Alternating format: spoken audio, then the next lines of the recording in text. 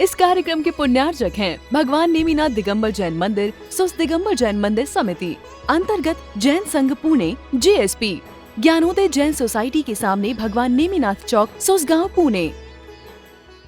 महाराज श्री नमोस्तु। महाराज श्री, सारी दुनिया में जो है व्यावसायीकरण हावी है, मानवीय संवेदनाओं का ह्रास हो रहा है। अच्छा, शायद ये कारण हो सकता है संभवतः। मानवीय संवेदनाओं का ह्रास हो रहा है। एक दूसरे के प्रति सम्मान की भावना, एक्सेप्टेबिलिटी नहीं है, शायद ये कारण हो सकता है, मुझे ऐसा लगता है। अच्छा, संवेदनाओं का अभाव क्यों पैदा हो रहा है? अब हम और थोड़ा सा खोजने की कोशिश करें। एजुकेशन बढ़ गया है। एजुकेशन से हम लोग चाहते थे कि विजडम बढ़े, आदमी मतलब होशियार, शहाना क्या बोलते हैं, सोशल और मैच्योर बन जाए, मगर वो इगोइस्टिक और सेल्फिश बन रहा है। तो नॉलेज बढ़ रहा है, नॉलेज, एकेडमिक्स अच्छे हो रहे हैं, एजुकेशन बहुत अच्छा हो रहा है। एजुकेशन से instead of person becoming polite, mature, sober and social, he is becoming more selfish and egoistic, and that is the reason. This is what is my feeling. एक बहुत बड़ी बात निकल करके आ रही है, मी, माइन एंड माई सेल्फ। समझिए, जिंदगी जो भाग रही है, जीवन जो हो रहा है आज का, सिर्फ इसी की ओर भाग रहा है। जब तक मी, माइन एंड माई सेल्फ ही चलता रहेगा, मैं, मेरा और मुझे, जब तक व्यक्ति इसी के सेंटर लेकर के घूमता रहेगा, उसकी लाइफ में कभी भी आनंद आ ही नहीं सकता। जब आप कोई कंपनी की बात कर रहे हो, टीम की बात कर रहे हो, फैमिली की बात कर रहे हो, ग्रुप की बात कर रहे हो, तो आपको मी, माइन एंड माई सेल्फ से ऊपर उठना पड़ेगा। It should be we, our and ourselves। जब तक ये ब्रॉड विजन व्यक्ति अपने भीतर नहीं ला सकता, वो कभी भी कितना भी कुछ कर ले, कितने भी इसके पास डिग्रीज आ जाए, कितना भी उसका पैकेज हो जाए, कितनी भी फैसिलिटीज उसे मिल जाए, कितना भी वो कमा ले, अच्छी अच्छी बड़ी बड़ी फैक्ट्री भी क्यों ना स्टैब्लिश कर ले, दुनिया के लिए तो बहुत कुछ अच्छा हो जाएगा वो, लेकिन अपने लिए, जिसे वो अच्छा मानता है, वो कहां हो पाएगा। थॉट प्रोसेस में ही बहुत बड़ी गड़बड़ी आ रही है। ऐसा नहीं था कि पहले व्यक्ति अपने बारे में नहीं सोचते थे, पहले भी सोचते थे, लेकिन आज बात कुछ अलग ही हो रही है। क्यों शरीर में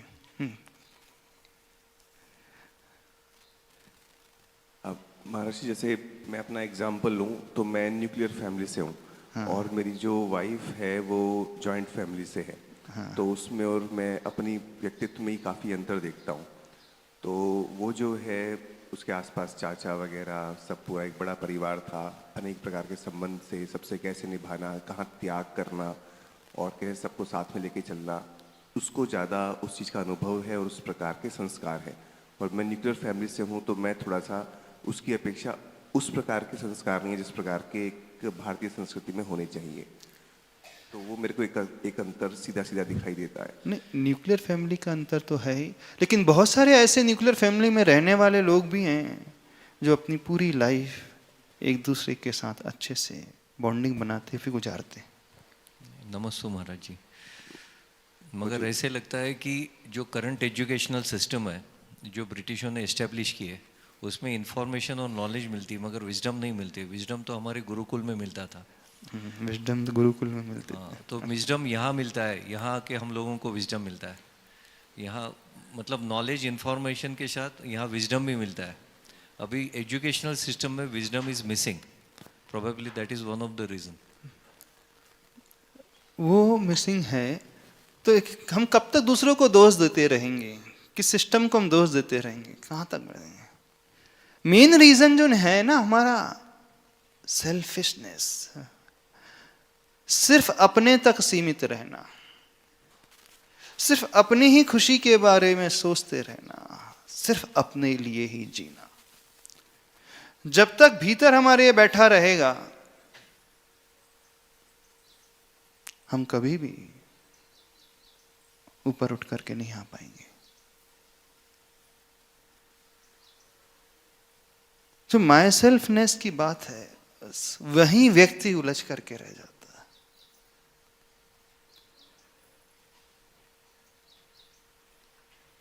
उससे ऊपर उठना हम सीखें।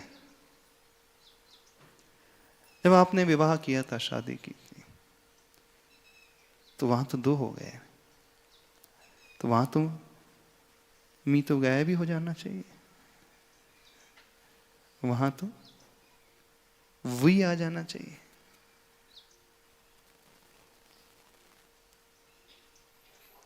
तुम्हारे रास्ते और मेरे रास्ते को हटा करके जब हमारे रास्ते बनते हैं ना,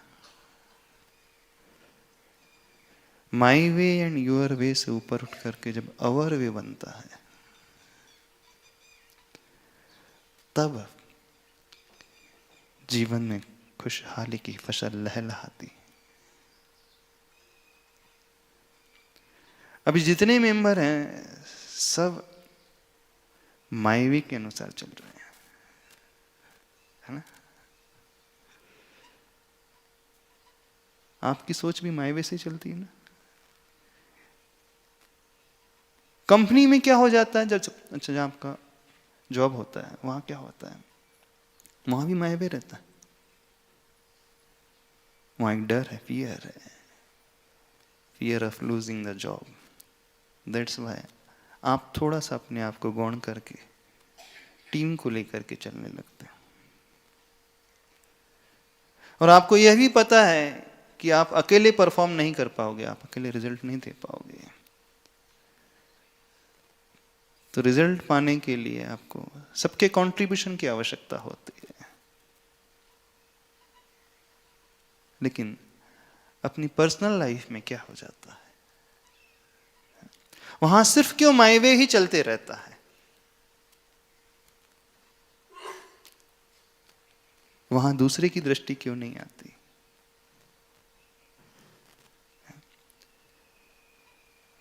हमारे पास कुछ पेपर्स है, उसमें एक रिसर्च आया है, बोले इंडिया में सबसे ज़्यादा डाइवोर्स जो हो रहे हैं उसके पीछे रीजंस बहुत सारे उन्होंने कोट्स किए हैं, बहुत सारे उन्होंने रीजन कोट किए हैं। लिस्ट बता दें हम आपको?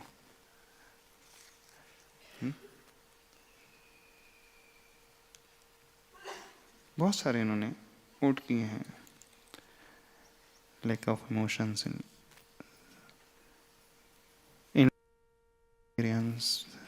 lack of good parenting, financial issues, communication breakdown, work-life imbalance, social and peer pressure. आपको क्या लगता है?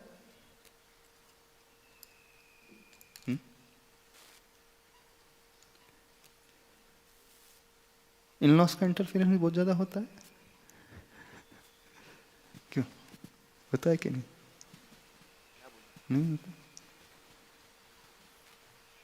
होता है ना? नहीं जी, जहां जहां डाइवोर्स हो रहे हैं वहीं की हम कह रहे हैं।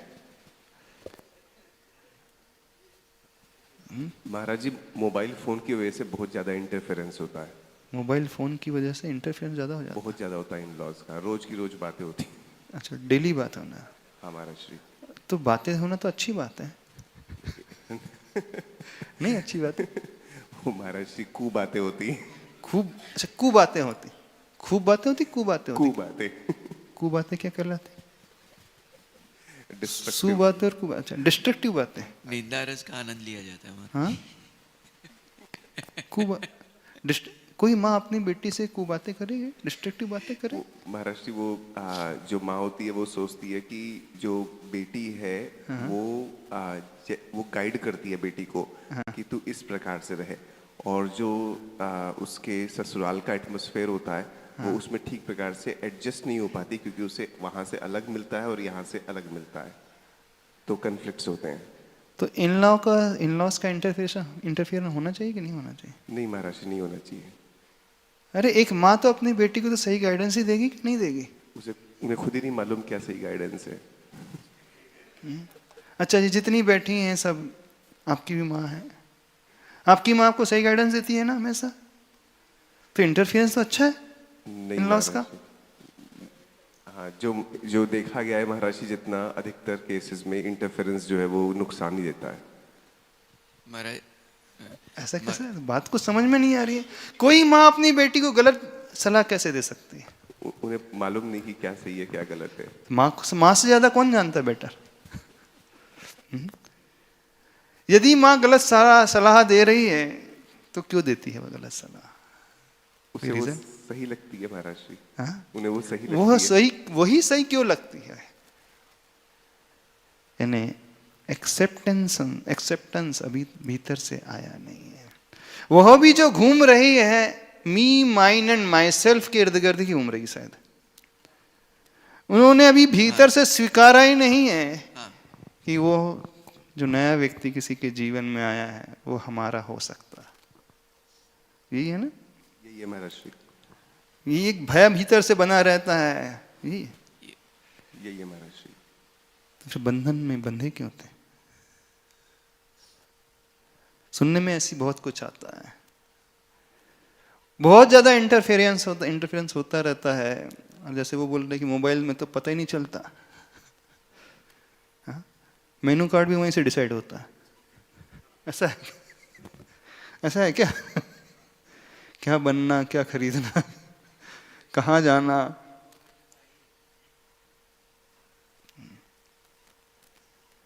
यदि कोई व्यक्ति इंटरफियर कर रहा है, इसका मतलब है पार्टनर के मन में विचार आने लगता है कि हम आपके लिए फेथफुल नहीं हैं।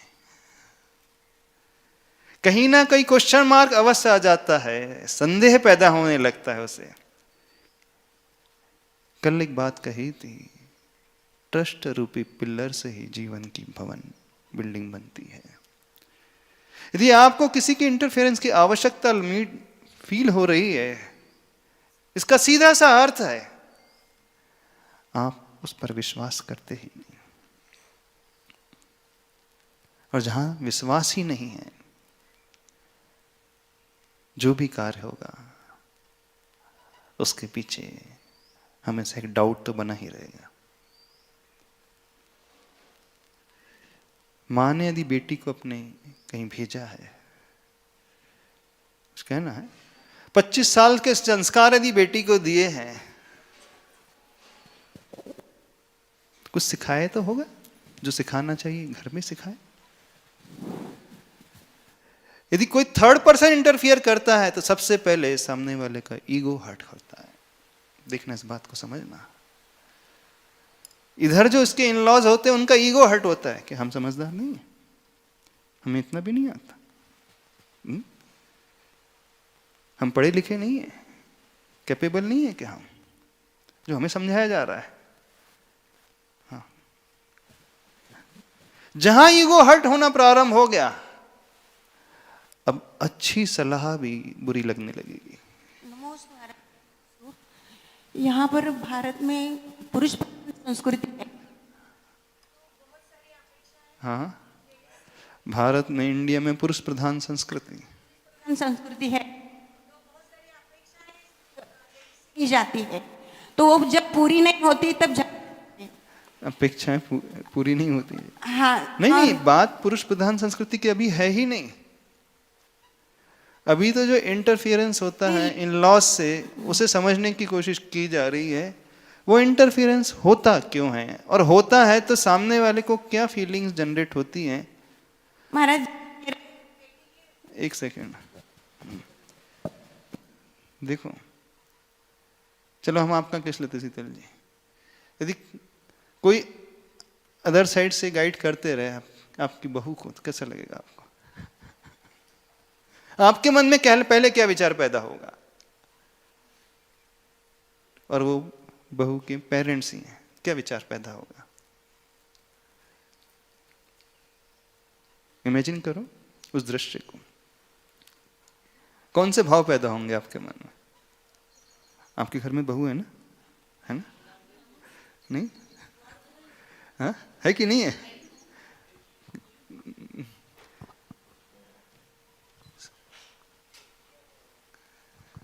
नमस्ते महाराज जी। हाँ, इनकी बहू की माँ मैं हूँ। नहीं, हम पर्सनलाइज नहीं करना चाह रहे हैं, हम सिर्फ जानना चाह रहे हैं। अदरवाइज नहीं लेना आप लोग, कोई भी ऐसे अदरवाइज ना ले। अदरवाइज नहीं, मैंने हेलो। हाँ हाँ, और मैंने जो महसूस किया है पिछले वर्षों में, हाँ, मतलब अगर समझदारी है सब दोनों तरफ तो हाँ। कभी ऐसी कोई बात आती ही नहीं है। समझदारी है तो आती ही नहीं, जहां विजडम होगा तो आती ही नहीं आती। लेकिन बात वह चल रही है, हाँ। आप डेली, होता नहीं है फिर भी, यदि आप डेली अपनी बेटी को सलाह देते रहो, ये करे, सलाह तो नहीं, आप, लेकिन आपकी जो कौन बैठी वो समधन, क्या बोलते हैं? क्या बोलते? काय म्हणतात मराठीमध्ये, काय म्हणतात? हाँ हाँ, आपके मन में क्या फीलिंग होगी? चलो लेकिन लाइव एग्जांपल ले लेते हैं। हाँ नमस्ते महाराज सिंह। हाँ हाँ, वैसे लगता है कि मैं कैपेबल नहीं हूँ का। हाँ, ईगो हर्ट हो जाता है। ईगो हर्ट हो जाता है। भले ही आप अच्छी गाइड कर रहे हो, हाँ। पर सबसे पहले सामने वाले का ईगो हर्ट होने लगता है, और जहां ईगो हर्ट होने लगे तो समझना सिचुएशन वहीं से खराब होना प्रारंभ हो जाएगी। यदि आप सही में कुछ चाहते अपने बच्चे के अच्छे भविष्य को, तो उन इन लॉ से, यानी उन पेरेंट्स से कहना, फॉर गॉड सेक, भगवान के लिए, अपनी बच्ची के लिए सही। हाँ, समझाना कोई बुरा नहीं होता है।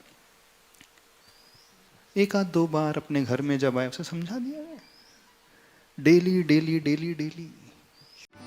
इस कार्यक्रम के पुण्यार्जक हैं भगवान नेमिनाथ दिगंबर जैन मंदिर, सुस दिगंबर जैन मंदिर समिति, अंतर्गत जैन संघ पुणे, JSP, ज्ञानोदय जैन सोसाइटी के सामने भगवान नेमिनाथ चौक, सुसगांव, पुणे।